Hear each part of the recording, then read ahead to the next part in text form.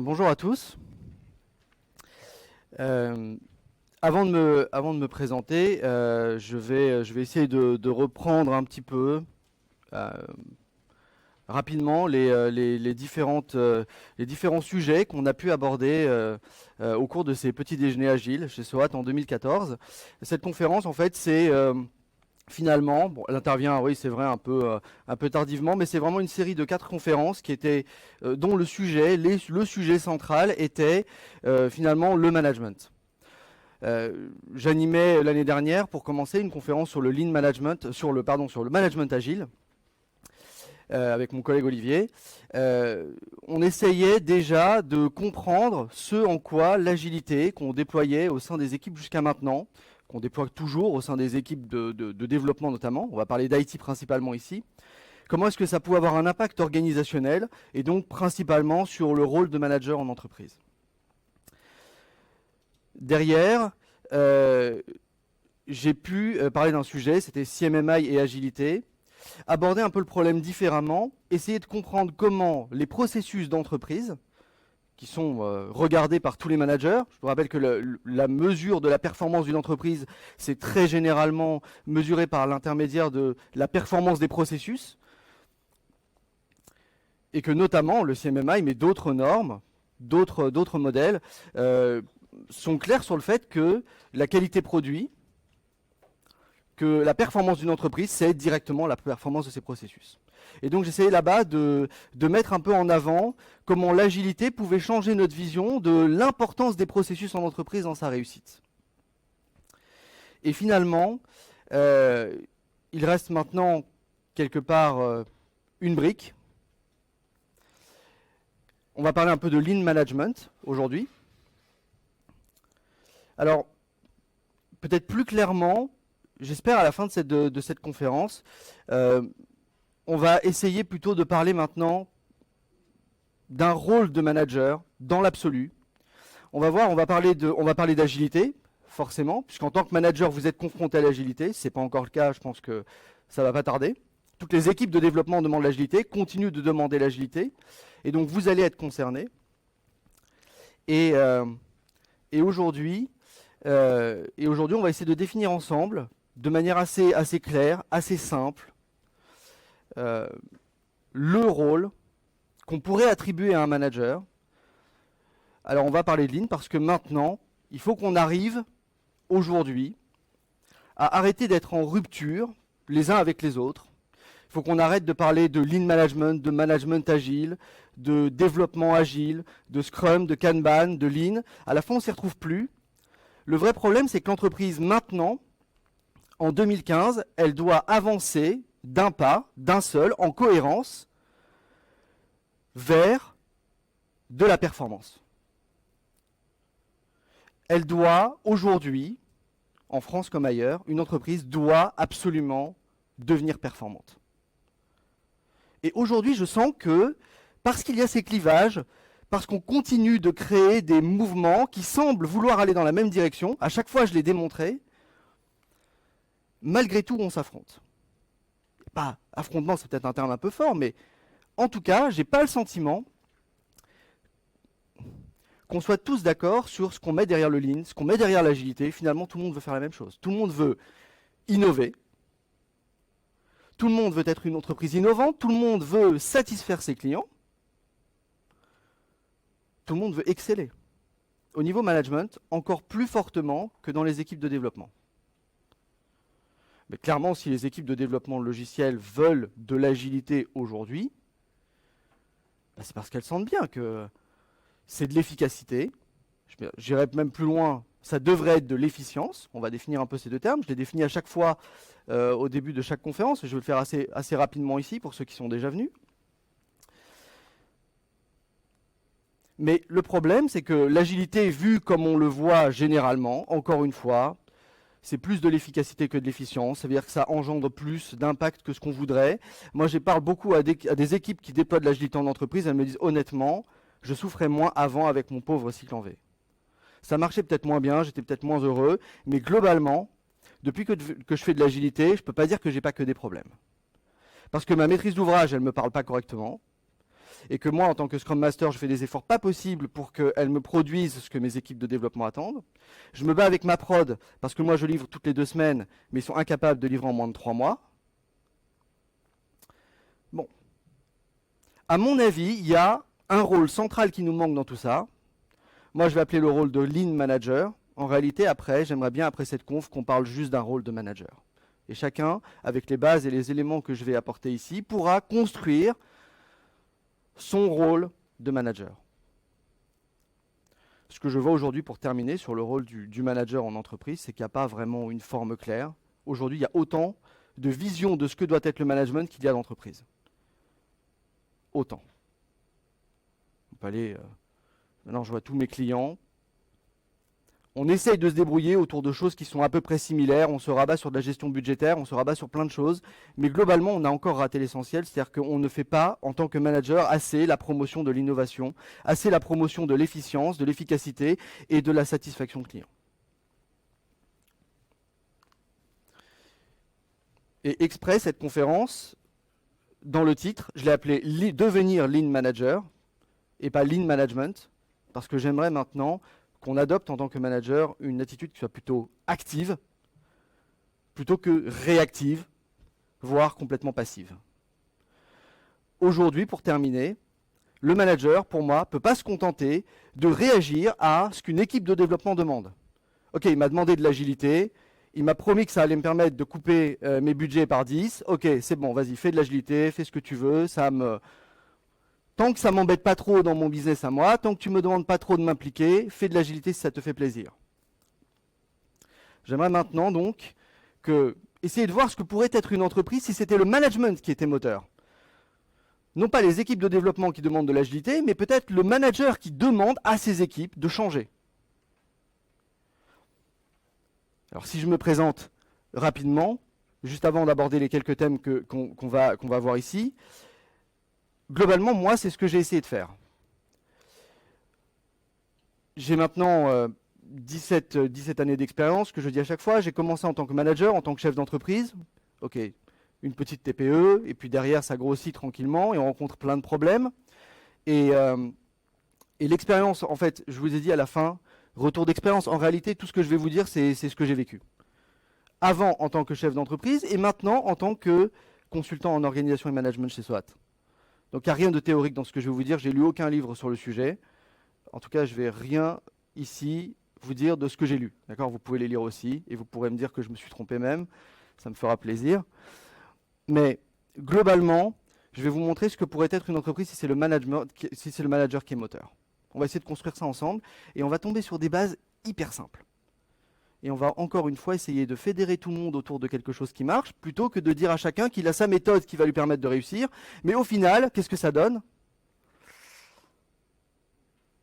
Au mieux de l'efficacité. Et on va définir l'efficacité ensemble. Donc ce que je vous propose de regarder déjà, c'est, on a parlé de performance, on va parler d'efficacité et d'efficience.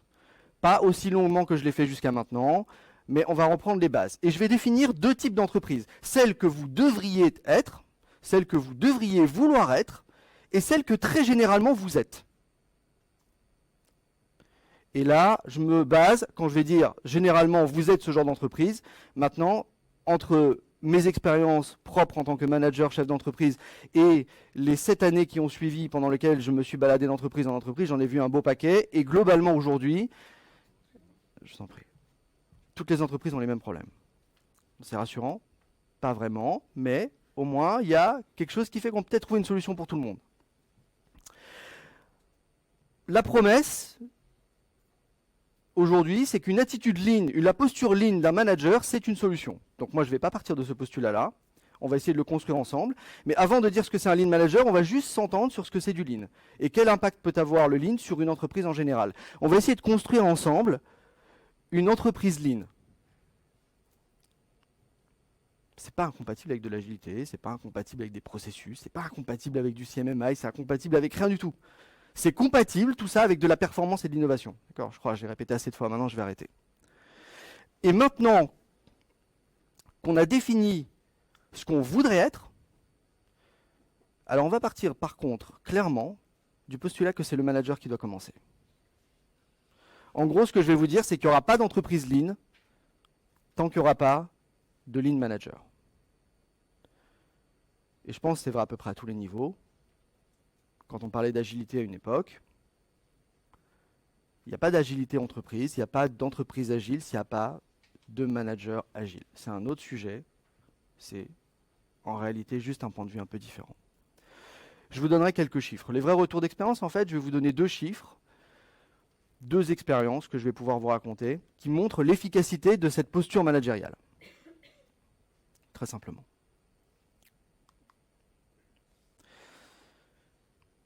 Donc, je vous ai un peu parlé de mon parcours. J'en dirai pas beaucoup plus, si ce n'est que finalement, depuis 17 ans, la seule chose qui m'intéresse, c'est essayer de regarder les entreprises qui réussissent. Je ne fais pas que vivre avec des entreprises qui ne réussissent pas, ou qui ont du mal à réussir, et essayer de comprendre pourquoi ces entreprises réussissent, qu'est-ce qui fait qu'elles cartonnent. Ces entreprises, vous les connaissez toutes. Elles innovent, elles mettent sur le marché des produits hyper souvent, elles révolutionnent nos usages tous les jours. Ma question, c'est juste comment elles font. Je veux faire pareil. Et normalement, on devrait tous faire pareil. On devrait tous pouvoir faire pareil.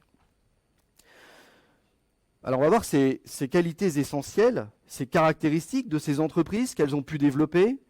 C'est quelque chose qui peut sembler difficile à atteindre. Moi, ce que je veux, c'est construire une approche qui permet à tout le monde d'atteindre cet état-là, qui permet à chacun de devenir. Alors, lean entreprise, à la fin, on s'en moquera. Tout ce qu'on veut, c'est une satisfaction client au top, une innovation quasi permanente et de la mise sur le marché, encore une fois, de produits qui ne font qu'aller dans ce sens. Satisfaction client, innovation, satisfaction client, innovation.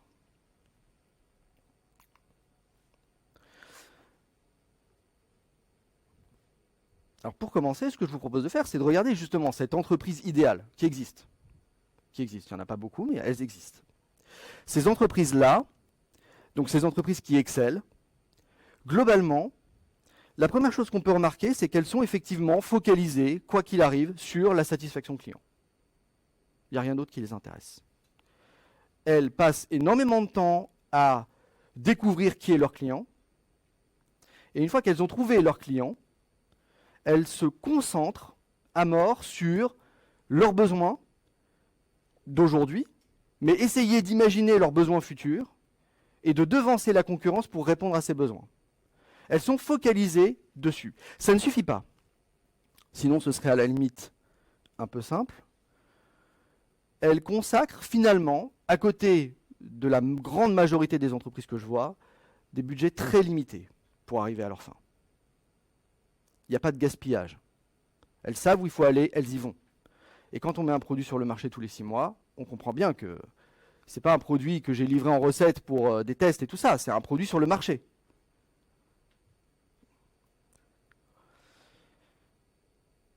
Alors on peut arriver à satisfaire le client avec des budgets réduits. Dès que j'ai dit budget réduit, dès que j'ai dit qu'on fait des économies, tout de suite j'ai dit qu'on allait massacrer les collaborateurs. Évidemment, ça ne marche pas.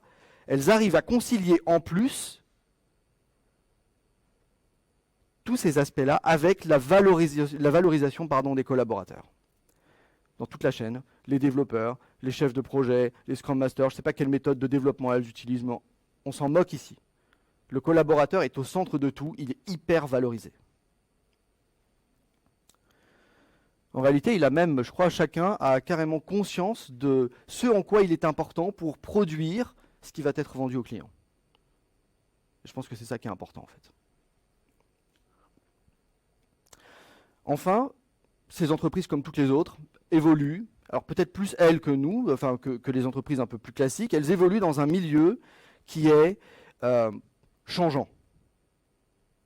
Parfois, c'est elles qui impriment le changement. Elles n'attendent pas que le changement survienne.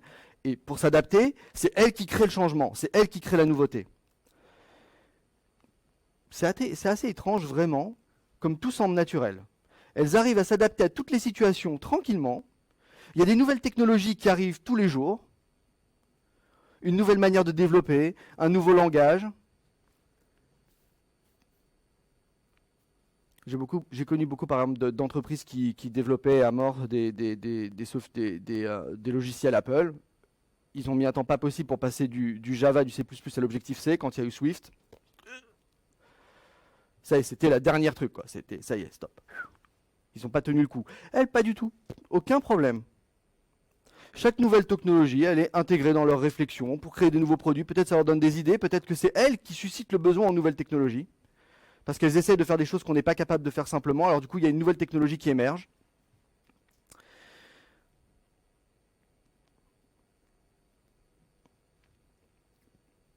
Et finalement, ce qu'on voit de ces entreprises, alors finalement quand on est client, on voit les produits, on voit l'image de marque, on voit tout. Mais nous, quand on les regarde, on voit une icône, quoi. Un manager. En fait, il y en a plein. Ils sont tous dans le même moule, ils fonctionnent tous pareil. Mais on voit clairement une définition du management. Alors, de l'extérieur, on ne sait pas à l'intérieur comment c'est. Peut-être c'est un tyran, peut-être c'est un...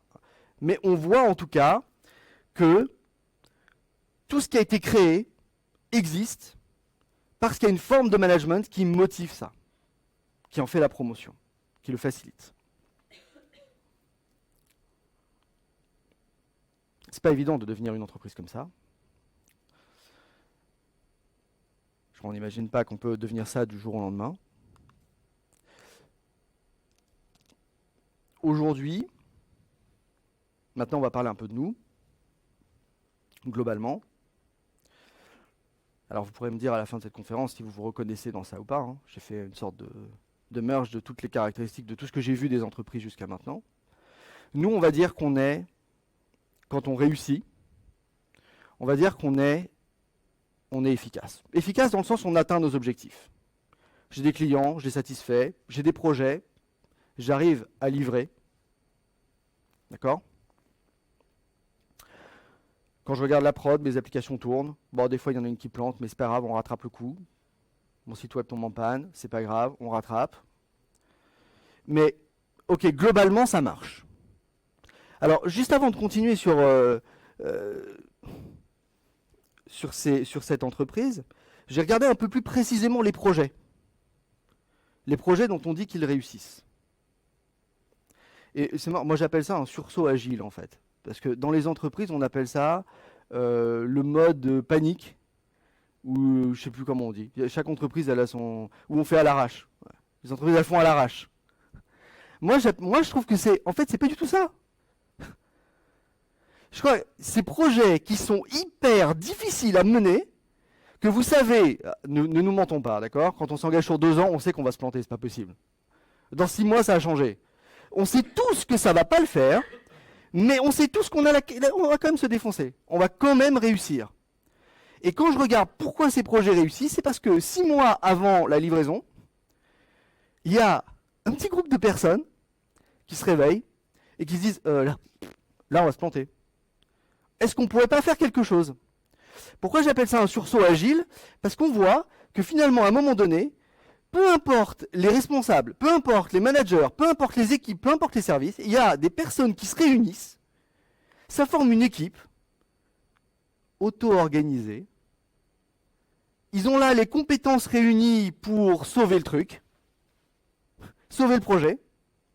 Même la prod qui est complètement à part, d'habitude, on ne peut pas leur parler. Là, il y a un mec de la prod qui accepte de prendre les appels téléphoniques en direct pour mettre en prod toutes les 10 minutes s'il faut. Moi, j'ai vécu ça. Donc ces entreprises, elles ne réalisent pas, mais en réalité, elles démontrent tous les jours, au cours de leur projet, qu'il y a une forme d'organisation qui fonctionne, où le manager, finalement, dans ce qu'il représente, on l'a mis un peu à part. Alors c'est dommage, parce qu'on peut fonctionner bien mieux que ça, d'accord ? On va voir comment. La hiérarchie, enfumée. Mais on s'est auto-organisé, on a toutes les compétences, elles sont toutes réunies, maintenant on peut réussir. Et on réussit. On met en prod un truc qui marche. J'ai mis 250 fois en prod, ça c'est un chiffre qui vient d'un client, en 1 mois. Parce que j'ai fait n'importe quoi, j'ai pas prévu que j'allais le faire. Le développeur, il code en prod. Il code en prod le gars, il faut que ça marche. Il travaille jusqu'à minuit. Et à la fin du projet, ils sont morts. Ils sont rincés. Je me souviens, un 24 décembre, 3h du mat. Ça a marché, hein. Alors, pour ces entreprises-là, qu'est-ce qui se passe? On a un problème. Parce que de l'extérieur, ça marche. Et de l'intérieur, il y a quand même une petite population. Eux, ils ont un goût vraiment... Ah merde, tout ça. Il y a tout le temps, moi je vois tout le temps maintenant, des... alors certains les appellent les vilains petits canards, d'autres les grincheux. J'ai vu un grincheux hier. Et j'ai vu un grincheux le mois dernier. Ces mecs, ça marche tout le temps, pourquoi tu te plains? Ah ouais, bah, ça marche tout le temps, mais t'es sympa.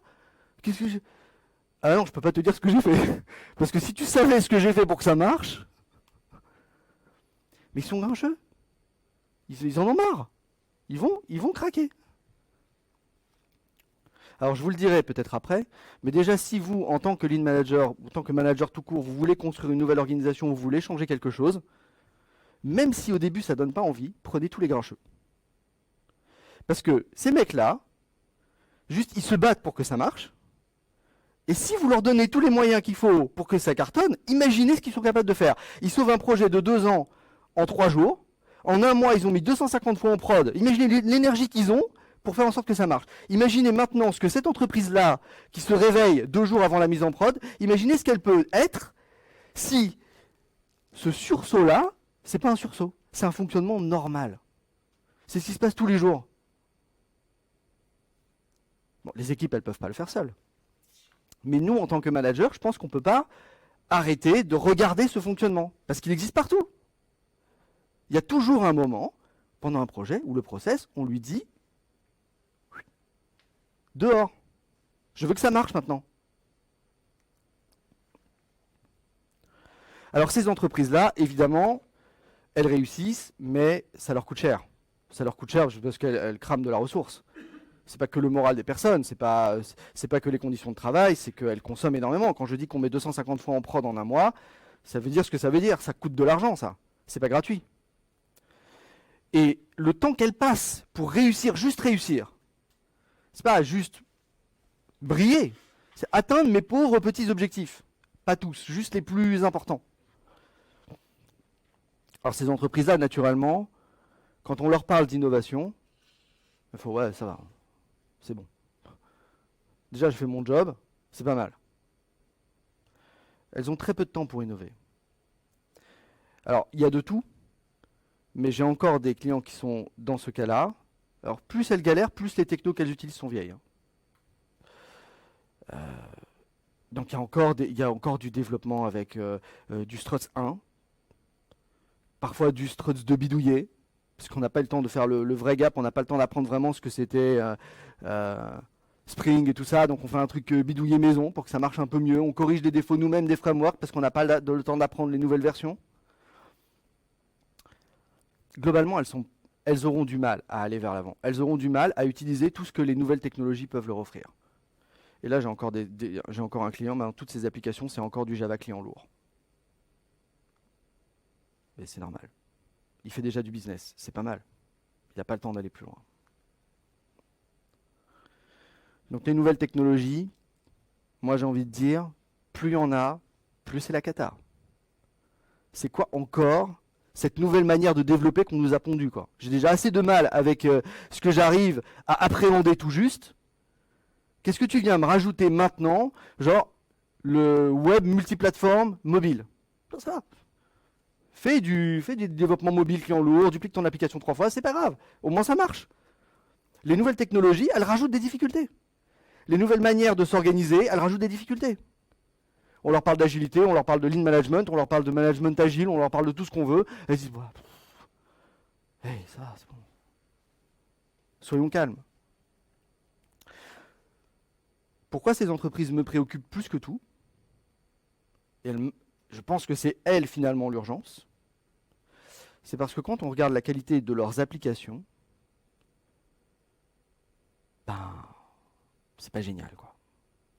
Alors c'est pas un jugement de valeur. C'est pas à moi de vous dire si vos applications elles sont bien ou pas. Les applications que j'ai l'habitude de voir, les systèmes d'information de ces entreprises que j'ai l'habitude de voir, c'est des systèmes d'information où les applications elles sont très imbriquées. On n'a pas le temps de faire de l'urbanisme, on n'a pas le temps de dire comment les applications communiquent entre elles. Quand on regarde une application, c'est, comment on m'a dit ça, on appelle ça des plats de spaghettis. On tire une ligne de code, parfois il arrive un truc. Parce qu'on a des règles d'architecture au départ, mais dans ce sursaut agile, où il faut juste que ça marche. Crois-moi, les règles d'architecture, et c'est très rare, parfois, c'est dans des secteurs qui sont hyper critiques, où la sécurité est... Tiens, on développe pas tous des sites web, hein. Il y en a qui rigolent pas. Ils développent des produits, des véhicules, des voitures. Quand on sait qu'il y a un bout de code qui est stocké dans la batterie parce que ça coûtait moins cher que de le stocker à côté du cerveau moteur, ça fait flipper quand même. Donc la qualité de ces applications, la qualité du SI en général, elle se dégrade. Plus l'entreprise est performante, plus les managers vont se dire c'est génial, ça marche, plus moi je vais leur dire c'est une catastrophe. Il y a un moment, une limite va arriver, vos personnes ne vont plus suivre, et votre système d'information, il ne va plus suivre. Un client, il y a 3 mois, on gèle complètement les releases, 3 releases annuelles, plus de releases pendant 1 an. Terminé. C'est un des exemples que je vous donne après. Plus de releases. On décide qu'on n'est plus capable de maintenir l'application. Je prends des cas extrêmes un peu exprès, parce que je sais que c'est ce vers quoi on va tôt ou tard, si on ne fait pas d'efforts maintenant. Alors, la première version de l'entreprise, je ne vous l'ai pas dit, moi c'est ce que j'appelle l'efficience. Des entreprises efficientes. Vous voyez, ce n'est pas une ligne d'entreprise, ce n'est pas une entreprise agile, c'est juste une entreprise efficiente. L'entreprise efficace, si on définit efficacité, c'est une entreprise qui atteint ses objectifs, qui satisfait ses clients, mais elle ne compte pas ce qu'elle consomme. Elle ne compte pas ses ressources. De toute façon, même les budgets, elle les explose de temps en temps. Exploser, elle les dépasse souvent. Une entreprise efficiente, elle maîtrise les coûts, elle valorise ses collaborateurs, elle atteint ses objectifs, parfois elle les dépasse, elle innove en permanence. Il semblerait qu'elle n'ait aucune difficulté. Moi, je veux que tous mes clients maintenant deviennent des entreprises comme ça. Comment est-ce que je fais? Voilà, juste un petit schéma, ça c'est l'efficience. Moins je consomme, plus je suis efficient pour produire une même quantité de valeur. Du point de vue du manager, sincèrement, devenir une entreprise efficiente, je crois que c'est un casse-tête sans nom. Satisfaire le client, faire un maximum d'économies, valoriser les collaborateurs, obtenir leur pleine motivation, favoriser leur expertise, parce que sans expertise, il n'y aura pas de nouvelles techno. Sans nouvelles techno, il y a une limite à l'innovation. L'innovation, ça coûte de l'argent. L'amélioration continue des pratiques, ça coûte de l'argent. Donc comment je fais des économies? Et en même temps, il y a de toutes les façons besoin de dire dans une entreprise, qu'on le veuille ou non, il y a besoin de dire comment on travaille. Une entreprise qui n'est pas claire sur comment on travaille chez moi, n'importe quel collaborateur, il peut se débrouiller pour faire ce qu'il veut comme il veut, c'est le chaos. Une équipe travaille comme ci, une équipe travaille comme ça, une elle fait de l'agile un tel, l'autre fait de l'agile comme ci.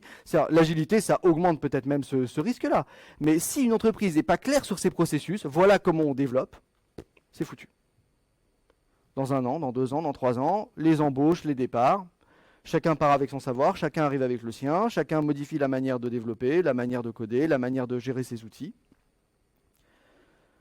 Et j'ai donné un exemple comme ça la dernière fois, mais je pense que c'est un très bon exemple. J'ai vu le cas d'une équipe Scrum en avril dernier, ça remonte un peu. 3 mois plus tard, elle faisait du Kanban. J'ai pas compris pourquoi. Il y a un mec qui est arrivé. Un mec qui a été embauché, qui est rentré dans l'équipe et qui a tout dézingué. Tout le monde travaillait normalement, mais personne ne savait vraiment pourquoi. Il y avait personne qui faisait vraiment travailler comme ça. Lui, il est arrivé, il a eu des bonnes idées. Il a dit ah oui, pourquoi pas. Hop, il a tout flingué. Donc une entreprise, elle doit être claire sur comment travailler chez elle. Et elle doit l'imposer d'une certaine manière. On va voir de quelle manière ensemble. Encore une fois, il paraît que la solution, c'est dans le Lean. Il paraît. On va voir, on va déjà parler un peu de Lean, histoire de voir un peu ce que c'est dedans.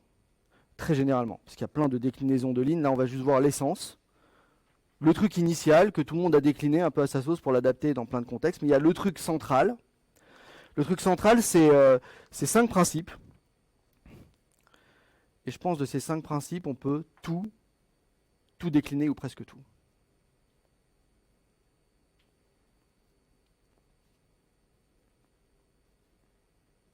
Bon, ça fait un principe de plus que dans le manifeste, mais on ne va pas trop jouer sur les mots. Globalement,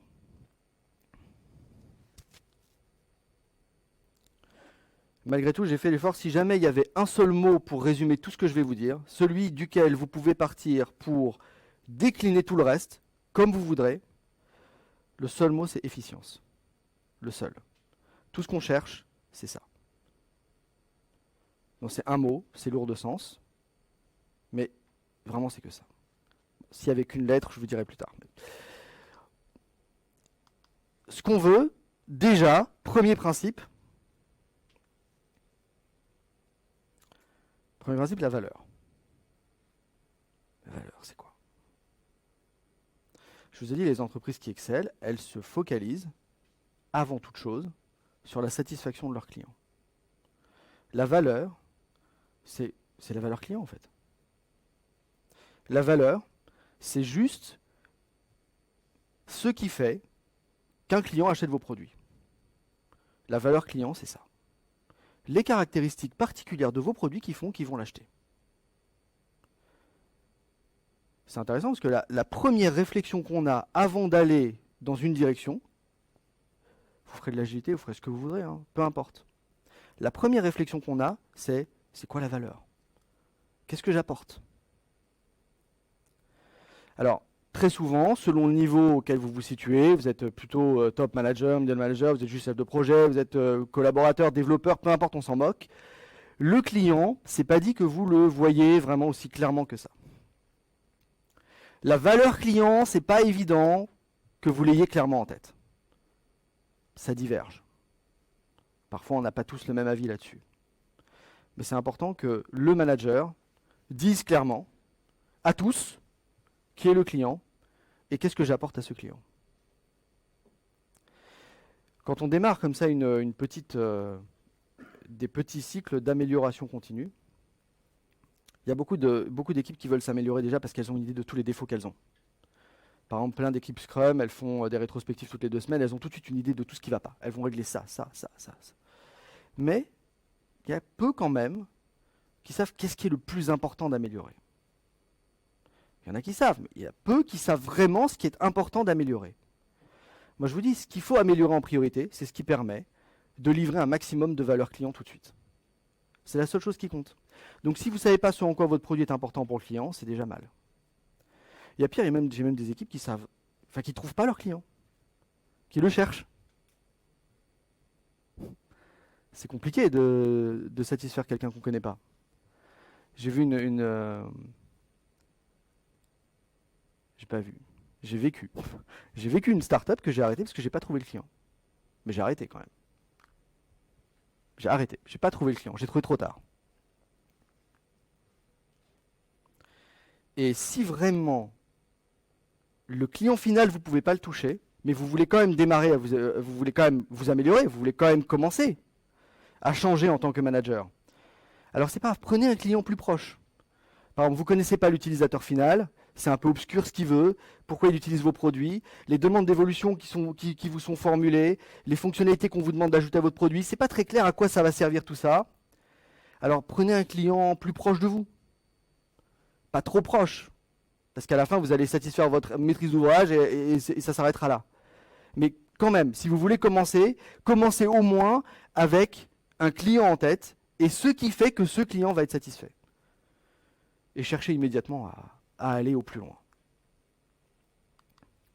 Une fois qu'on a identifié le client, une fois qu'on a identifié ce qui faisait de la valeur pour lui, alors maintenant, il faut identifier, ça c'est le deuxième principe, complètement intégralement, toute la chaîne d'activités qui permet de produire cette valeur. C'est la deuxième chose.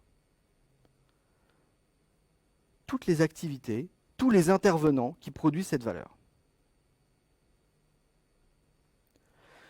C'est très important parce que, après, contrairement à beaucoup d'entreprises, il y en a de moins en moins, c'est vrai, mais on va essayer de fonctionner en flux, c'est-à-dire d'optimiser globalement la chaîne. Maintenant, les organisations matricielles, il y a un peu moins. J'en vois encore, mais il y a un peu moins d'organisations matricielles. On a des équipes de testeurs qui testent à la vitesse de la lumière, qui maîtrisent leurs outils, terrible. Aujourd'hui, peut-être les reliquats vraiment, ce qui reste un peu des structures comme ça matricielles, c'est la prod. Il y a un service de prod qui est capable de mettre en prod tout et n'importe quoi. Ils sont spécialistes dans la mise en prod. Et on voit que ça marche pas génial, parce que même s'ils savent mettre en prod comme des chefs, votre projet, ils l'ont jamais vu. Votre projet, ils vont le voir ici et là. Il va leur falloir 2 mois pour comprendre ce que vous voulez livrer. Votre produit a changé, mais qu'est-ce qui a changé? Comment je le livre? Comment je le mets en prod? Il y a des incidents, est-ce que c'est de ma faute? Est-ce que c'est de la tienne? On voit que c'est pas efficace. Le Lean, globalement, dit, mais arrêtons de nous optimiser en batch. Arrêtons de nous optimiser en silo. Optimisons l'ensemble de la chaîne. Il y a aussi concrètement, on va voir dans les services aussi qui fonctionnent comme ça, c'est les achats. Les achats de prestations cherchent à économiser très localement sur le coût de la prestation. Donc on se bat sur le TJM, mais on n'a aucune idée de combien on a perdu au total. Les équipes ont une idée. Quand il faut 6 mois pour faire monter quelqu'un en compétence, on a une idée claire que si la personne était compétente tout de suite, même à 300 € jour en plus, on sait qu'on y gagne. Donc il y a quand même comme ça, entre développeurs, maîtrise d'ouvrage, métier, tout ça, je pense qu'on est quand même relativement maintenant en flux. Mais il y a encore comme ça les achats, la prod, peut-être d'autres, qui sont encore bien ancrés dans cette histoire de batch. Là, l'idée, on optimise toute la chaîne. En fait, on ne va pas faire d'optimisation tant qu'on n'est pas sûr que ça profite globalement au client. Une fois qu'on est organisé comme ça, il faut être prêt à réagir à la demande. Les demandes arrivent, on les traite, et on les traite aussi bien qu'on peut, on les traite du mieux possible, et on espère le faire de mieux en mieux. On tire les demandes. Et maintenant qu'on fonctionne comme ça, et seulement maintenant, l'amélioration continue fait du sens. Seulement maintenant. Parce que maintenant, je vais essayer d'atteindre la perfection. Maintenant, je vais essayer de livrer au plus vite les fonctionnalités que je dois développer au client.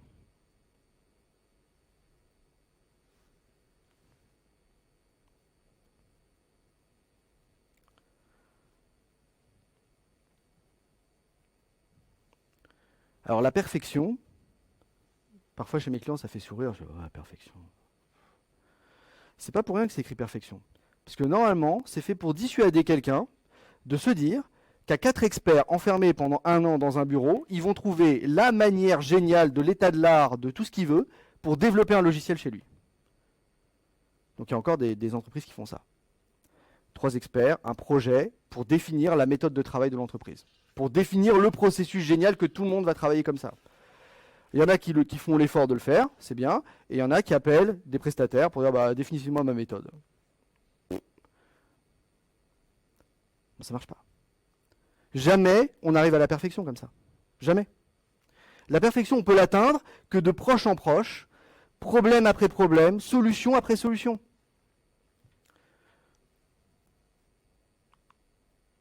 Et c'est là qu'on commence à parler efficacement d'une démarche itérative pour conduire le changement, les fameux PDCA, Plan, Do, Check, Act. Alors on en parle beaucoup dans le Lean parce qu'en fait, le professeur Deming qui est au départ aux États-Unis, lui aux États-Unis dans les années 47-50, on lui dit écoute t'es sympa Coco mais ça ne nous intéresse pas ton truc. Il va au Japon. Je suis sincèrement convaincu qu'il a énormément contribué à tout ce qui est devenu le TPS, le Toyota Production System. Et une fois qu'il a prouvé que ça marchait au Japon, il va mourir aux États-Unis. Et dans les années 90, on est tous persuadés qu'il est génial, mais il n'est plus là. Donc c'est dommage. Globalement, ce qu'on vous propose, c'est Ce que vous proposez, ce monsieur, c'est de vous améliorer touche par touche, point par point, de planifier chaque amélioration, de la découvrir et de continuer comme ça indéfiniment. Indéfiniment.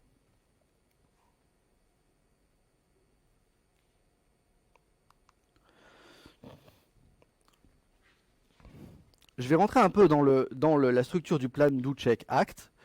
Et en fait, vous allez voir que selon moi, c'est mon expérience, c'est aujourd'hui la seule chose qu'il faut connaître. Mais attention, il ne faut pas connaître, ça va, j'en ai entendu parler. Ça, il faut le maîtriser. Dans tout ce que ça veut dire, dans toute sa profondeur, dans toute sa signification. C'est ce qu'il y a de plus simple, mais ça peut guider une organisation. Et ça peut être l'outil majeur d'un lead manager pour piloter le changement de son organisation. La première chose qu'on dit, plan, c'est identifier un problème à résoudre et commencer à réfléchir sur toutes les solutions qu'on pourra appliquer. Finalement, c'est choisir une solution en particulier parmi toutes celles qu'on aurait identifiées et planifier le changement, planifier la mise en œuvre. D'où, ça y est, planifier la mise en œuvre, maintenant il faut le faire. Je ne sais pas quel est le problème, je ne sais pas quelle est la solution, mais à un moment donné, il faut le faire. C'est très général. On l'a fait. La moindre des choses, c'est de vérifier que les résultats qu'on attendait, on les a obtenus.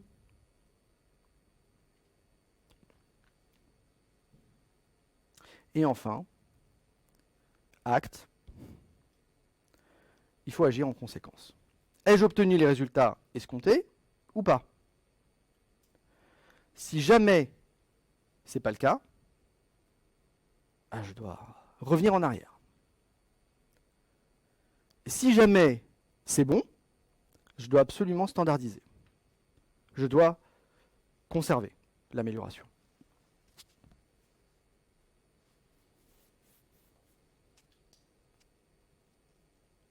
Donc, si vous poussez un peu le raisonnement, ce que j'ai dit, ça veut dire que quand on prend une décision, quand on choisit une solution, on doit déjà être prêt à peut-être le moment où on va devoir revenir en arrière. C'est-à-dire globalement, dans les solutions qu'on va chercher pour s'améliorer, ça va être rarement acheté pour 1,5 million de licences logicielles. Parce qu'on est persuadé que c'est le soft qui va nous sauver. Parce que les licences, on ne va pas nous les rembourser, si jamais ça ne marche pas. Donc il faut travailler vraiment sur ces décisions et ces solutions, il faut vraiment être clair dessus, et travailler ce qu'on appelle leur réversibilité. Enfin, ce que moi j'appelle, je ne sais pas si c'est officiel comme ça. Mais... Limite, au moment où je planifie la mise en œuvre, j'ai déjà un plan d'action pour revenir en arrière. On ne sait jamais. Il y a beaucoup d'entreprises qui s'améliorent, en fait elles se détériorent. Parce que quand on a choisi une solution foireuse, 2 solutions foireuses, c'est plus dur. C'est de plus en plus dur de s'améliorer. Et donc elles arrêtent.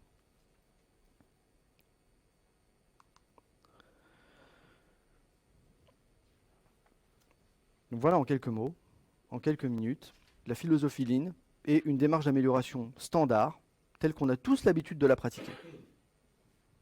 Telle qu'on sait qu'il faut la pratiquer. Voilà, c'est le standard. Bon, je ne vous ai rien appris ici. Maintenant, on va voir quel est l'impact de tout ça quand on veut porter cette démarche Lean au niveau d'une entreprise, et on va essayer de voir quel est le rôle d'un manager pour transformer l'essai, pour faire en sorte que ça fonctionne. La ligne entreprise, finalement, elle se rapproche énormément de l'entreprise qui excelle que je vous ai décrite au début. Elle s'en rapproche vraiment. Pourquoi? Parce que, autant dans une démarche Lean que dans une entreprise que je vous ai décrite, on visait la même chose. L'efficience, la capacité d'une organisation à satisfaire au plus vite, au mieux, ses clients, en maîtrisant la consommation de ressources, en ayant la juste consommation de ressources. Alors, par contre, c'est vrai, on comprend dans une démarche PDCA, tout de suite, j'ai parlé de problème. C'est une entreprise, en fait, qui envisage toute son activité, à tous les niveaux, comme une résolution de problème. Alors, je ne sais pas en quoi développer un logiciel, c'est résoudre un problème. Peut-être pour certains, c'est abstrait. En quoi satisfaire un client, c'est un problème. J'espère que ce n'est pas trop un problème non plus. Hein. Mais globalement, au travers de cette démarche, elle cherche à rester à être et à rester efficiente.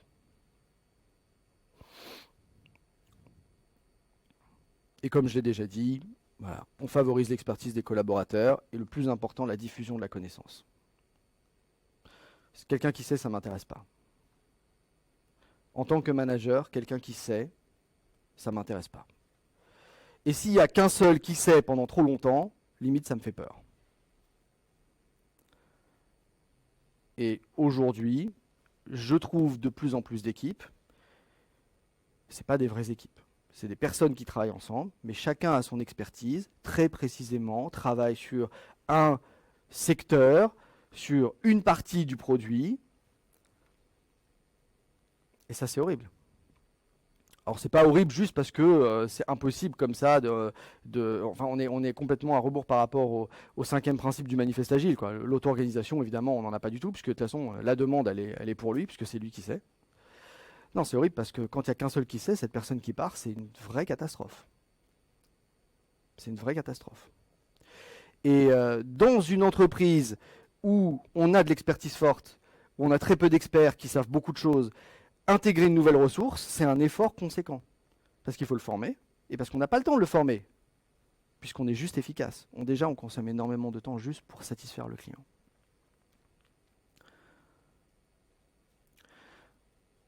En réalité, je pense que, en tant que lean manager, l'idée, c'est d'essayer de faire comprendre à toute l'entreprise que cette démarche PDCA qu'on a vue, et ce fonctionnement simple basé sur les 5 principes que j'ai pu vous décrire, c'est comme ça que tout le monde doit travailler. À tous les niveaux, quel que soit son rôle, quel que soit son poste, quelles que soient ses responsabilités. Et en fait, pour certains, c'est ce que vous faites déjà, parfois sans le savoir.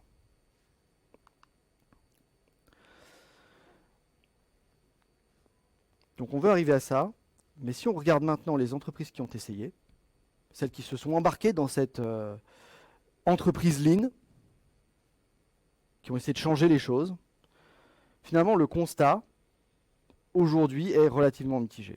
Moi j'ai mis 50%, en fait c'est moins qui réussissent, mais j'ai mis 50% parce que ça me donnait un peu l'idée genre pile ou face, genre on ne sait pas ce qui va se passer. Et je pense que c'est vraiment moi le regard que j'ai aujourd'hui, c'est quand ça a marché on ne sait pas trop pourquoi, on a eu un coup de bol, et quand ça n'a pas marché, bon bah c'est normal, c'est comme tout le monde, quoi. Pas de souci.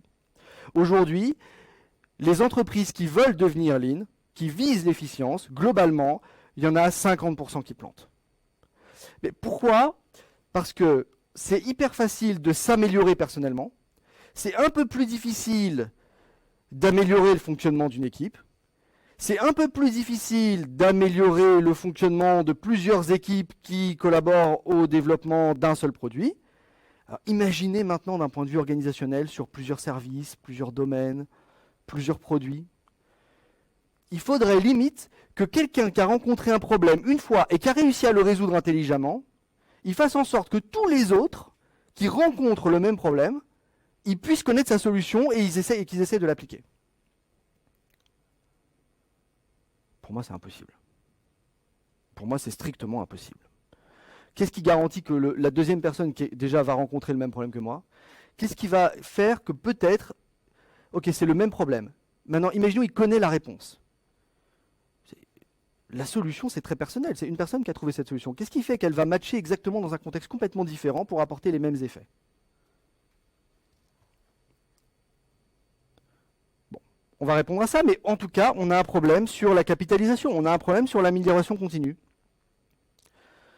Et aujourd'hui, les entreprises qui capitalisent, c'est marrant parce que c'est vrai, c'est un fait marquant pour moi, et qu'elles veulent inciter les collaborateurs à capitaliser, elles mettent des primes sur de la capitalisation.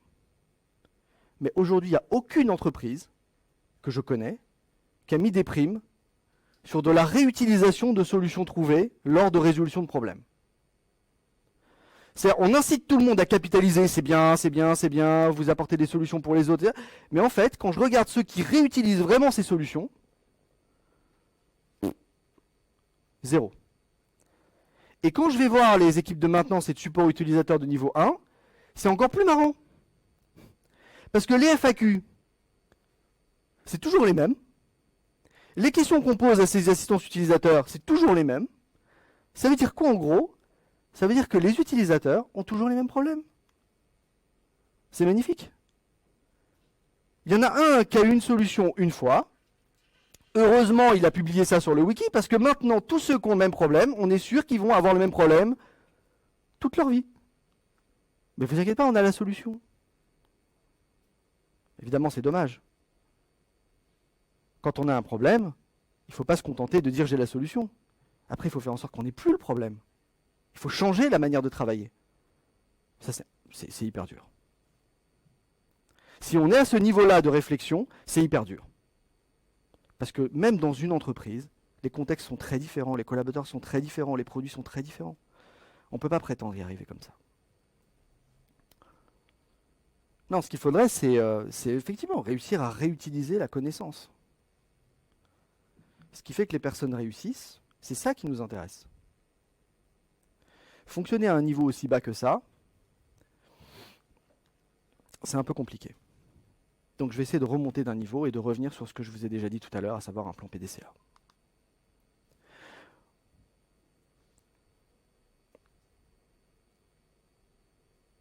Alors c'est un point qu'on a abordé, mais évidemment l'entreprise doit changer. Déjà, inciter les collaborateurs à capitaliser, ce n'est pas un réflexe pour tous.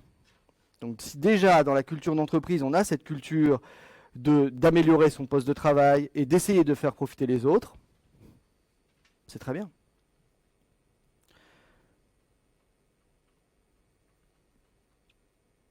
Et si on reprenait le rôle du manager, c'est vraiment, alors ça dépend de son niveau, pas forcément de décider de quelle est cette culture d'entreprise. Mais une fois qu'elle est décidée, une fois qu'elle est clairement affirmée, cette culture, c'est son rôle de l'étendre.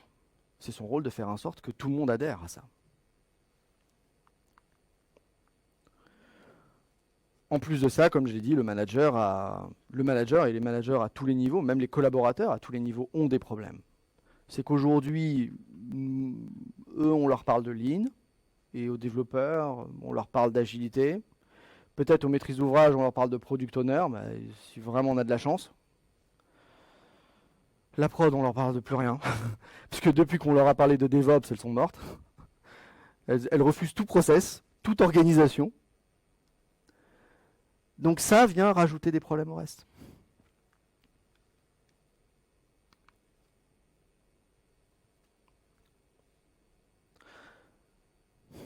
C'est marrant en fait, parce que le PDCA, pour ceux qui font du Scrum, alors je ne dis pas que vous ne le savez pas, mais il y en a beaucoup qui ne le savent pas. Le Scrum, c'est... Alors déjà, c'est pas vrai que c'est pas une méthode. Ok, on vous a vendu le truc que Scrum, c'est un framework pour créer des méthodologies, vous vous organisez, vous avez des artefacts, vous avez des cérémonies, des machins, faites ce que vous voulez avec. C'est pas vrai, c'est du flan. Pourquoi ? Parce que moi, en tant que lean manager, je vois ce que je vois. Et quand je vois ce que je vois, eh ben Scrum, c'est une méthode. C'est une méthode où en début de sprint, qu'est-ce qu'on fait ? On essaye de se donner un objectif. Ça, c'est marrant parce que dans Plan, on a dit, tiens, c'est bien de cibler le problème à résoudre. Bah, si on se donne un sprint goal, c'est pas pour rigoler, quoi. Et on cherche des solutions. Et on planifie l'action. Ça veut dire que j'ai plein de solutions possibles, comment faire évoluer mon produit pour satisfaire au mieux mon utilisateur, etc. En réalité, j'ai pris tout de suite la conscience que quand je m'engage dans un sprint et que je développe des fonctionnalités, je veux apporter un maximum de valeur à cet utilisateur, à ces utilisateurs à la fin de mon sprint. Et donc, je dois savoir quel problème il a. Définir un sprint goal, c'est hyper... moi, je vois rarement. Ça ne veut pas dire que personne ne le fait, mais ça veut dire que c'est dur. Et quand c'est un sprint goal, parfois c'est juste une macro-fonctionnalité comme ça, mais je n'ai pas le sentiment qu'on essaie de résoudre le problème d'un utilisateur derrière. Et quand on fait un product backlog refinement, quand on fait du sprint planning, quand on fait tout ça, quelque part on est en train de planifier l'action. On est dans le P de PDCA à fond. Donc je le fais déjà.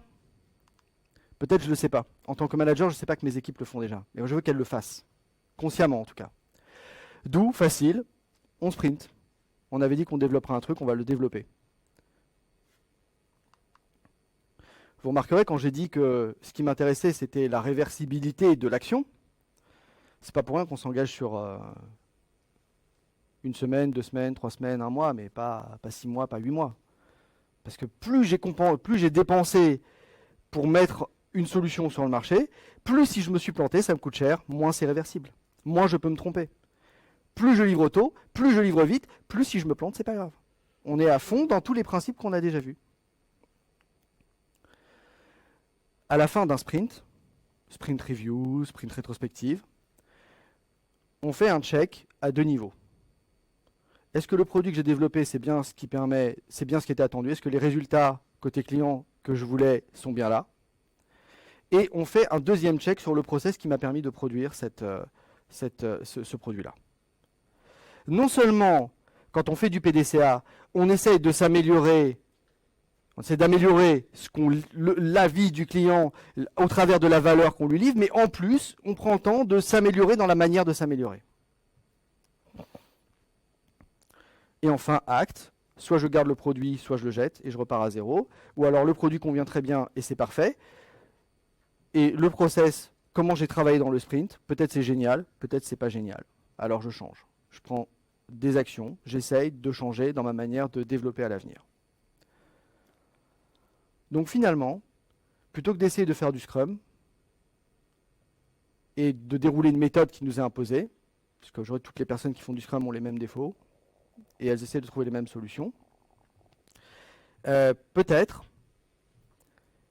en tout cas c'est une tentative que j'ai faite chez un client, je suis en train de conclure, c'est pas mal. Je ne parle pas de Scrum, mais je lui dis faisons un PDCA. En fait, toi, équipe de développement, tu essayes de résoudre un problème. Quel est ce problème? Quelle solution qu'on pourrait trouver? Tu t'appelles pas Product Owner, on s'en fout. Toi, maîtrise d'ouvrage, toi, métier, toi, ce que tu veux, tu as l'expression d'un problème. Laisse-moi trouver des solutions. Pas une solution, des solutions. C'est pour ça qu'à plusieurs, on est meilleur. Et donc, dans l'activité de développement de logiciel, on peut clairement voir cette activité de manière complètement générique. Alors la seule différence, c'est que quand on veut faire du Scrum, parce que c'est ça qu'on veut faire, on va démarrer avec des sprints standards. 2 semaines, 3 semaines, 1 mois, je ne sais pas. Quand on ne sait pas qu'on va faire du Scrum, quand on veut juste faire du PDCA dans mon activité de développement de logiciel, peut-être mon premier sprint, c'est 6 mois. Mais souvenez-vous des principes. D'abord, je réunis avec moi les personnes qui représentent la chaîne de valeur, je m'auto-organise pour faire en sorte que je puisse livrer cette valeur au maximum, et à la fin, j'optimise le flux, j'optimise tout le monde, toute la chaîne. Donc au début c'est 6 mois, après c'est 5 mois, après c'est 3 mois, après c'est 2 mois, après c'est 1 mois, après c'est ce que vous voulez. Après la notion de projet est très relative en fait, puisque vous êtes capable de livrer avec autant de facilité une fonctionnalité qu'un produit complet.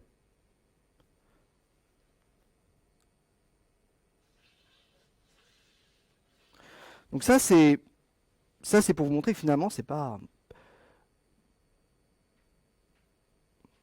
une démarche révolutionnaire, puisque vous le faites tous, mais juste si on en a conscience, on le fait différemment, on le fait mieux à mon avis. Et donc ça c'est la première proposition, c'est vraiment une proposition, je ne sais pas ce que vous en penserez, vous avez le droit de me dire après que ça ne vous parle pas, hein, pas de souci. J'ai pour l'instant un retour client. Après, côté maîtrise d'ouvrage, je ne veux pas trop les crisper sur qu'est-ce que c'est la définition d'un besoin. Ah non, là tu as exprimé une solution. Ah non, là tu as carrément exprimé une solution technique. Quand ton besoin c'est mettre un batch en prod, excuse-moi, le besoin. Il y a beaucoup d'entreprises qui fonctionnent comme ça. Genre, il faut modifier, il faut ajouter une colonne dans une table, il faut ajouter une colonne dans un tableau, ou il faut rajouter un bouton à droite. Là, c'est sûr que le sentiment d'avoir résolu un problème, c'est un peu compliqué. Hein. Je sais pas, il est loin. Alors, le cycle d'amélioration, comme ça, PDCA, il peut très bien être déroulé au niveau de la maîtrise d'ouvrage. La maîtrise d'ouvrage, elle peut faire du PDCA avec ses métiers et ses utilisateurs sans aucun problème. Juste, au lieu d'analyser le processus de développement de logiciel, elle va analyser les processus métiers. Comment travaillent mes utilisateurs? Quels problèmes rencontrent-ils? Là, tout de suite, naturellement, on va parler d'un besoin. Il y a un utilisateur qui a un besoin. Il a besoin d'une solution pour son problème. Il n'a pas besoin d'une fonctionnalité. il n'a pas besoin d'un produit, on n'en a jamais besoin, il a besoin d'une solution.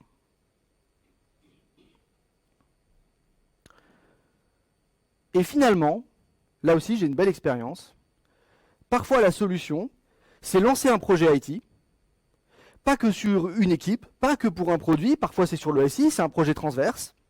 Là j'ai une expérience où, et là c'est véridique, la prochaine fois ils viendront en parler, en 2 heures, une équipe métier avec la maîtrise d'ouvrage et un chef de projet, en 2 heures, trouve une solution pour améliorer le produit indirectement, indirectement le produit, mais directement le travail des utilisateurs. Et ça débouche sur un projet de 6 mois. Donc 6 mois, on m'a dit, c'est pas si petit que ça. Mais ça faisait quand même 2 ans qu'ils cherchaient une solution, quoi. Et ça faisait 2 ans qu'on découpait son équipe juste en petites lamelles, avec un TGM, un ETP en moins tous les ans. Et que plus ça allait, plus il y avait du travail. Donc là, la démarche a été simple. La maîtrise d'ouvrage, elle s'est dit, tiens, où est-ce que je peux gagner du temps ? Quelle solution je pourrais trouver ? Tiens, c'est là que je perds le plus de temps, c'est là que ça me coûte le plus. Quelle solution je pourrais proposer à mes utilisateurs pour leur faire gagner du temps là où aujourd'hui ils en perdent ? On réfléchit, 3 solutions, un outil à développer, un outil existant à faire évoluer, on arrête de faire carrément le job, parce que ça ne nous sert à rien en fait. Et on trouve une solution. Donc au niveau de la maîtrise d'ouvrage, même si on n'a pas de product owner, même si on ne va pas faire de Scrum, c'est pas grave, le PDCA ça marche. Ça marche dans le raisonnement, dans la forme.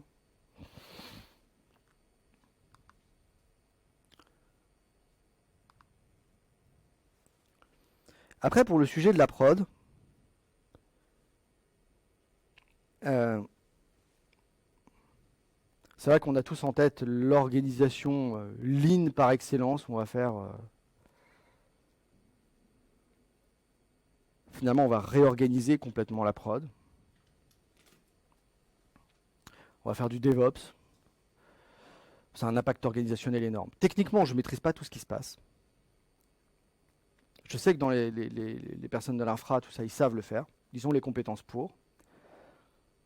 Mais je comprends d'un point de vue organisationnel que c'est très lourd, le changement. Alors, moi, ma réponse est le DevOps, c'est sûrement très bien, de toutes les façons. En tout cas, il y a un vrai mieux. On est clairement dans la philosophie Lean, où je vais embarquer une compétence supplémentaire pour couvrir la chaîne complète qui me permet de répondre à un client. Et donc, je vais pouvoir optimiser la chaîne complète, pas la chaîne complète jusqu'à la prod. Donc, je comprends que ce soit très bien. Mais c'est pas demain la veille. Alors, moi, plutôt que de dire, bon bah, on n'y arrivera pas, c'est souvent ce qu'on dit, moi, ce que je pense, c'est qu'il faut prendre le problème un petit peu différemment et dire juste, on n'y arrivera pas partout, au départ. Mais, plutôt que de se bloquer, moi, je pense que la bonne démarche, et là, encore une fois, je pense qu'une action de la part d'un manager dans ce sens a vraiment toute son importance, c'est d'essayer d'identifier comme ça des catégories d'applications, celles qui sont, on va dire, moi, là, je dresse vraiment leur typologie, mais c'est vraiment, vous trouverez la vôtre, quoi. On a globalement les applications critiques, back-office, l'entreprise repose dessus, il n'y a rien d'innovant là-dedans, c'est juste que ça fait tourner, quoi. Ça fait tourner le business. On a les applications qui sont utilisées par nos clients. C'est pas du top de l'innovation, mais on aimerait déjà, parce qu'on a un client en face claire, qui n'est pas un client interne, on aimerait avoir un peu plus de souplesse dans les livraisons. Et on a, là où il faut libérer toutes les forces, quand on est en plein cœur de l'innovation, quand on fait des POC, quand on essaye quelque chose, là il faut vraiment casser toutes les limites.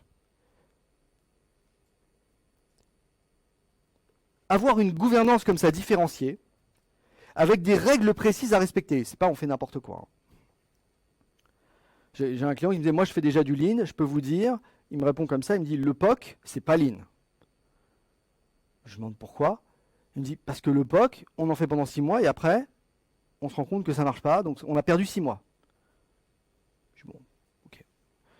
Mais il faut cadrer les choses. Ça, c'est une proposition basique, hein.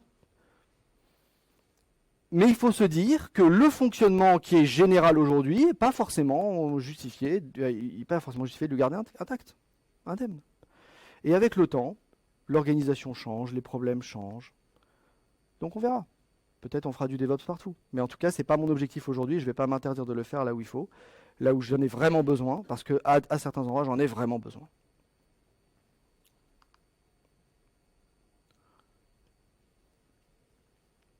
Donc quand on a compris ce que c'est qu'une ligne d'entreprise, les difficultés qu'on peut rencontrer, peut-être quand on a une petite solution qui repose juste sur 5 principes et un cycle d'amélioration continue, finalement le PDCA standard, quand on a vu que c'est hyper simple à mettre en œuvre à tous les niveaux.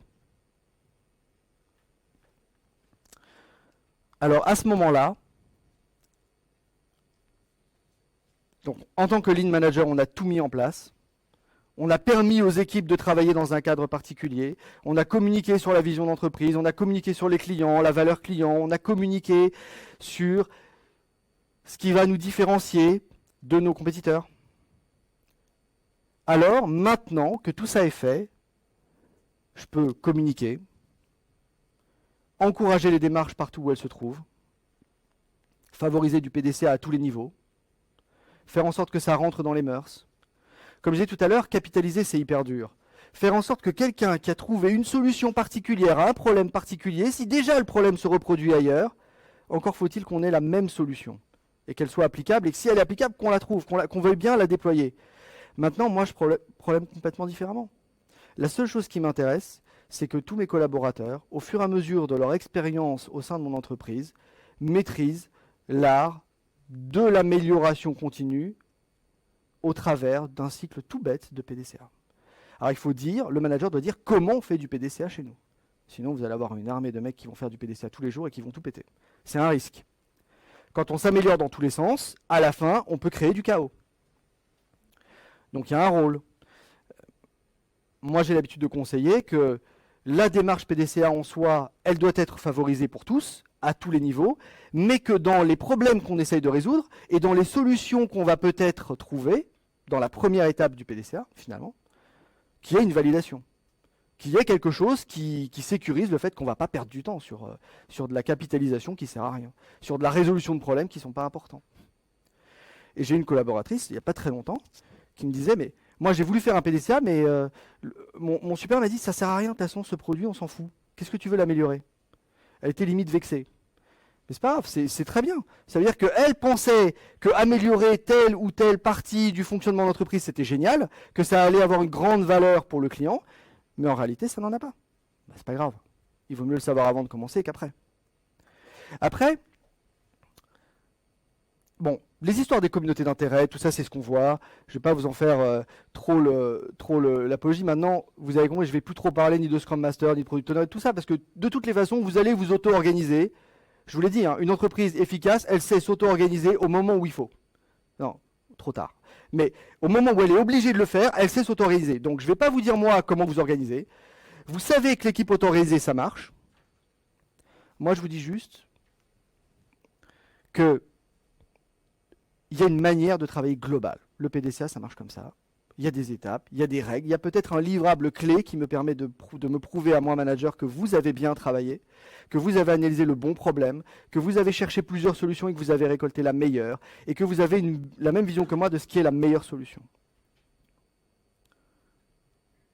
Diffuser la connaissance, finalement, c'est très facile, parce qu'une personne qui a résolu un problème une fois, il sait le résoudre. Alors pas le même, mais n'importe quel problème, il sait le résoudre. Une MOA qui change de métier, c'est plus un problème. On va plus chercher des MOA qui sont expertes dans un domaine particulier, forcément. Par contre, on va chercher des experts en résolution de problèmes. Et après, en termes de développement, bah oui, les développeurs, si c'est une équipe qui développe en Java, je ne vais pas développer à Microsoft et on va résoudre ces problèmes, d'accord ? Mais c'est-à-dire qu'on peut raisonner déjà à un niveau plus élevé. Finalement, la vraie connaissance qui m'intéresse, c'est cette expertise en résolution de problèmes. Et quelqu'un doit être capable de le dérouler à tous les niveaux. Alors, J'ai dit ce qui était important de développer, à mon avis, comme qualité et comme attitude en tant que lead manager. On pourrait détailler. On est juste un petit peu ensemble ici. Mais il y a des choses qu'il faut éviter. Même si on a vraiment envie de le faire, et je ne vous dis pas que j'ai pas eu envie de le faire aussi, mais il y a des choses qui sapent tout effort. La première chose, c'est d'essayer de rechercher tous les indicateurs possibles et imaginables. Alors, vous avez déjà plein d'indicateurs. N'en rajoutez pas. Il y a 2 indicateurs qui vous intéressent, en vrai. La satisfaction client, ça veut dire qu'il faut être capable de la mesurer. Si vous la mesurez, il faut être capable de l'utiliser. Et pour évaluer vos process, l'efficience. L'efficience, c'est simplement output sur input, la valeur produite divisée par les quantités de ressources consommées pour produire cette valeur. Calculez-la comme vous voulez. Ne le dites surtout pas. Ne le dites à personne. Parce que très souvent, en tant que manager, on veut objectiver sur de l'atteinte de résultats. Donc aujourd'hui, c'est normal. On sait évaluer votre performance. Donc si je veux vous faire progresser, je vais vous objectiver pour dépasser cette performance. Vous avez une efficience de 0,4. Je vous donne une prime globale si vous avez une efficience de 0,5. C'est le drame. C'est la fin. Parce que plutôt que de vous améliorer, ça va tellement être plus simple de changer la méthode de calcul. Quand il n'y a pas de pression, on s'en fout. Mais dès qu'il y a de la pression. Alors moi, ce que je dis, et c'est très personnel, c'est qu'il vaut mieux valoriser la mise en œuvre de pratiques plutôt que le résultat obtenu. En plus, le PDCA, l'amélioration continue, vu dans un terme comme ça assez générique, on comprend qu'on demande à tout le monde de prendre un peu de hauteur sur son métier. C'est assez compliqué parce que forcément, au début, on est mauvais. Mais j'ai fait l'effort quand même. Peut-être une fois, j'ai fait du PDCA, ça n'a pas marché. Peut-être 2 fois, j'ai fait du PDCA, c'était moyen. Mais il ne faut pas le décourager. Peu importe les résultats qu'il a obtenus, l'essentiel, c'est qu'il les fait. Dans 3 ans, cette personne est en mobilité, il va travailler ailleurs dans mon entreprise, dans un autre secteur. Du coup, mes mobilités sont beaucoup plus souples, puisque j'ai confiance en sa capacité à résoudre des problèmes. Il peut résoudre des problèmes là où il les rencontrera, n'importe où. Alors, je vais plutôt mettre l'accent sur ce qu'il fait vraiment, son effort pour mettre en œuvre des pratiques dont j'ai jugé qu'elles étaient bonnes. Après, il y a des trucs standards. Le coup de je vais surcharger mon équipe, je vais lui donner 150% de travail. Je suis sûr que comme ça, elle fera, allez, même si elle fait 80, je serai content. J'ai beaucoup de managers aussi qui me disent maintenant, bon, je lui disais, allez, fais 100, elle faisait 75, je vais lui demander 200, peut-être elle va arriver à 100. Ou peut-être pas. Donc encore une fois, si on est dans un esprit lean, il y a quand même un principe, c'est pool, on tire, c'est l'équipe qui tire le travail. Une équipe est plus performante si c'est elle qui tire le travail en s'ajustant à sa capacité, plutôt que quand c'est vous qui poussez 2 ans de boulot à faire en 3 mois, on sait très bien qu'on ne va pas y arriver tout de suite. Donc ne tombez pas là-dedans. Et enfin, parce que c'est plus facile, certaines entreprises veulent monter une équipe d'experts.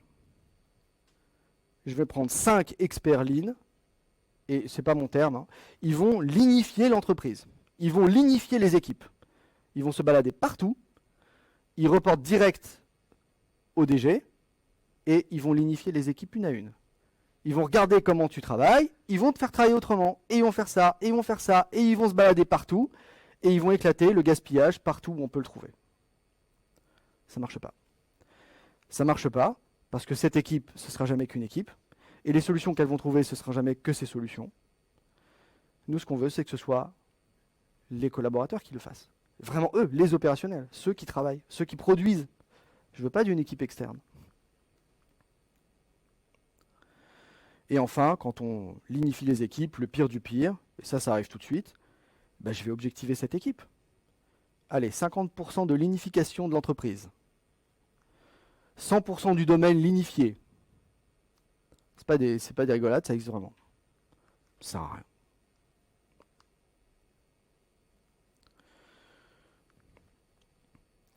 Bon. finalement, pour conclure, je voulais vous donner deux exemples. Je pense qu'il y en a vraiment un qui est marquant sur un fonctionnement comme ça global en TMA. Utilisateur, métier, MOA, maîtrise d'œuvre, prod. Juste vous donner un exemple des résultats qu'on a pu obtenir. Je passerai un peu là-dessus. Globalement, voilà, une norme. Je pense qu'il faut essayer de cadrer notamment les collaborateurs sur le fait qu'un PDCA global, quel que soit le niveau, une maîtrise d'ouvrage qui cherche à résoudre des problèmes utilisateurs ou des développeurs qui s'engagent pour résoudre un problème exprimé par une maîtrise d'ouvrage, peu importe, ça ne doit pas dépasser 3 mois.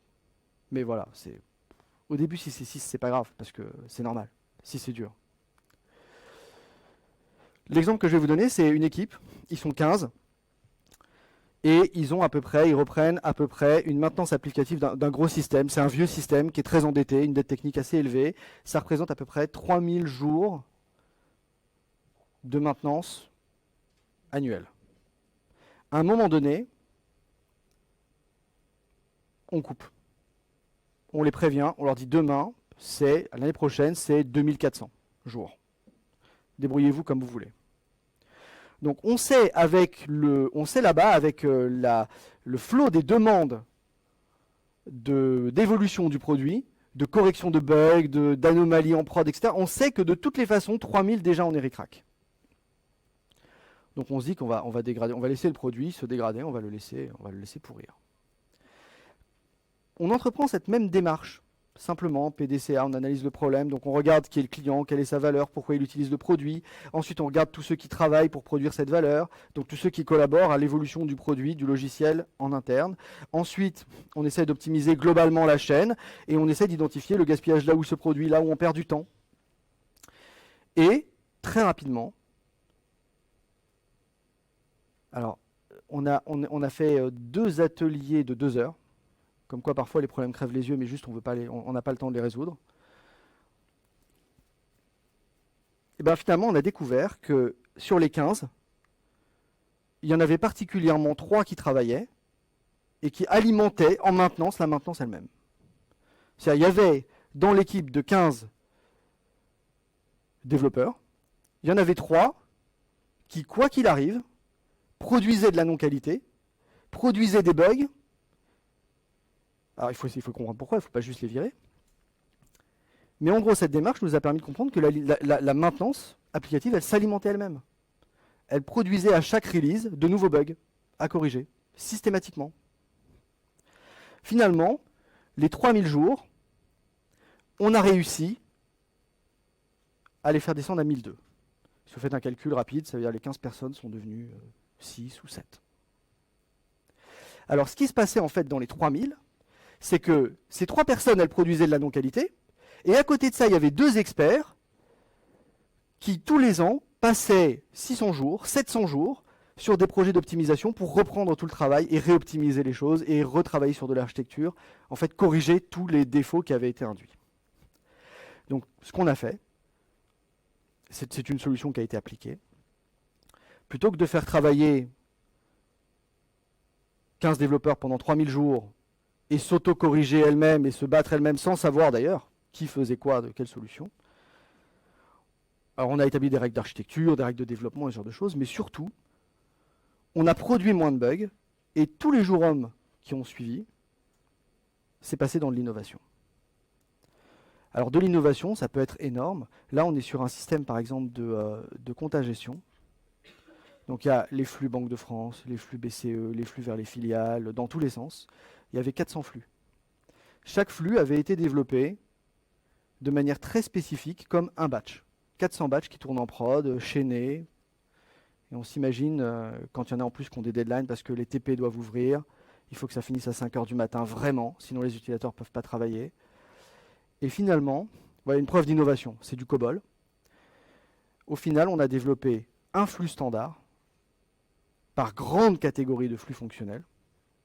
De 400, je ne sais plus à combien on est descendu. Mais on a divisé par 10 le nombre de flux. Et tous les flux étaient en XML. Et on a juste, quand c'était nécessaire, soit pour un coût zéro pour les clients, laisser le droit de modifier le flux qu'on leur envoie, c'est du XML, de toute façon ça se transforme très bien, donc ils peuvent transformer les données comme ils veulent et les adapter comme ils veulent. Soit nous, à moindre coût, juste, alors la solution, maintenant j'ai un peu perdu les pieds sur la technique et ça date un peu, mais c'est juste une feuille de style XSLT pour transformer du XML en XML et produire le format que le mec voulait. Donc 400 batchs, c'est devenu une quarantaine, à produire des formats génériques qui allaient répondre à tous les besoins. Alors je vous laisse imaginer juste les coûts qu'on a pu économiser en maintenance, quand il y a des batchs qui sont développés, mais il y a une partie commune qui répond à tous, tout ce qu'on peut économiser quand finalement tout ce code est centralisé à un seul endroit, quoi. Cette solution, c'est pas la mienne, c'est eux qui ont trouvé, ils ont prévu le truc, mais donc ils arrivent à innover.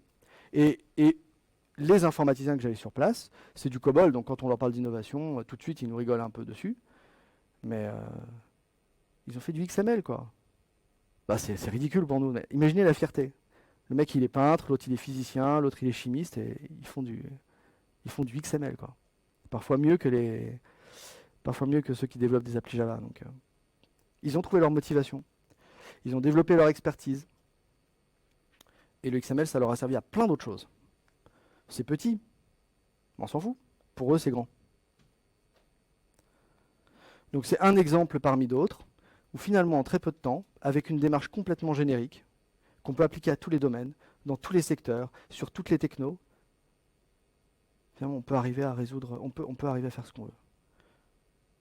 Notre seul rôle en tant que manager, c'est bien faire en sorte que un maximum de monde cherche à s'améliorer, cherche à pratiquer ce genre de démarche. Et ensuite, nous, on doit aussi faire en sorte que ça profite à l'entreprise. Peut-être je mettrai moins de barrières dans les mobilités. Je laisserai plus les gens bouger d'un secteur à l'autre, d'un métier à l'autre. Parce que j'ai confiance, encore une fois, en leur capacité à améliorer les conditions de travail là où ils se trouvent. C'est la capitalisation aujourd'hui dont je vois qu'elle marche, qu'elle fonctionne. Voilà un peu ce que je voulais vous dire ce matin.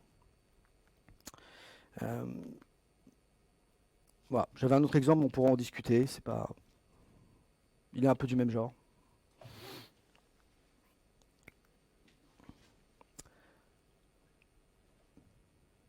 Merci pour votre assiduité. Je ne sais pas si vous avez envie d'en parler, si vous avez des questions, des remarques par rapport à ce que j'ai dit. Eh bien, n'hésitez pas.